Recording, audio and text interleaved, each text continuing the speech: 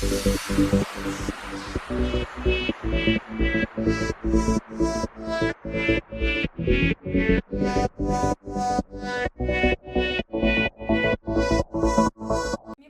गेले होते तर मेथीची भाजी काही कवळी एकदम छान अशी घेऊन आलेली आहे।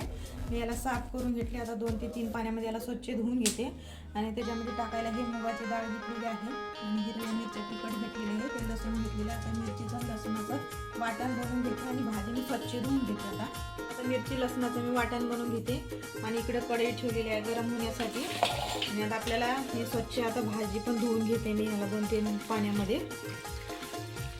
आता तेल टाकते मी बघा, तेल गरम होण्यासाठी थोडं टाइम ठेवते। तर बघू शकता आता भाजी मी स्वच्छ धुवून घेतलेली आहे आणि आपलं तिकडे तेल पण गरम झालेले आहे। आता ही भाजी घालायची आहे।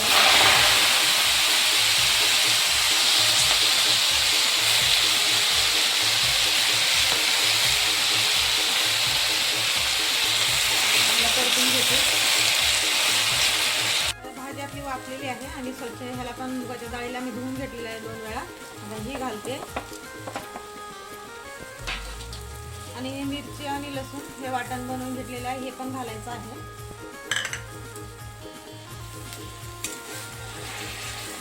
तर बघू शकता एकदम कवळी भाजी आहे ही। आणि चवीपुरतं मीठ,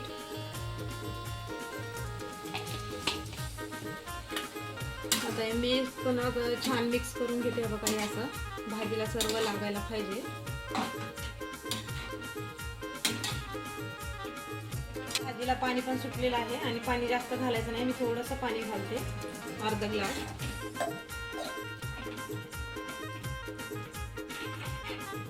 आणि आता झाकण ठेवायचं आहे। झाकण आता भाजी शिजून तयार आहे, तेलामध्ये भाजी आलेली आहे। मी गॅस बंद करून घेते आणि तिकडे ज्वारीची भाकरी पण होती आहे। तर बघू शकता भाजी बनवून तयार आहे। तर मी आता ताटामध्ये वाढून घेते।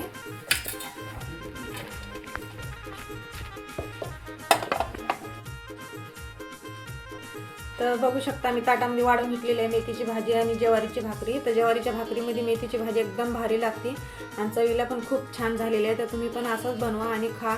चला भेटूया आपण पुढच्या रेसिपीला।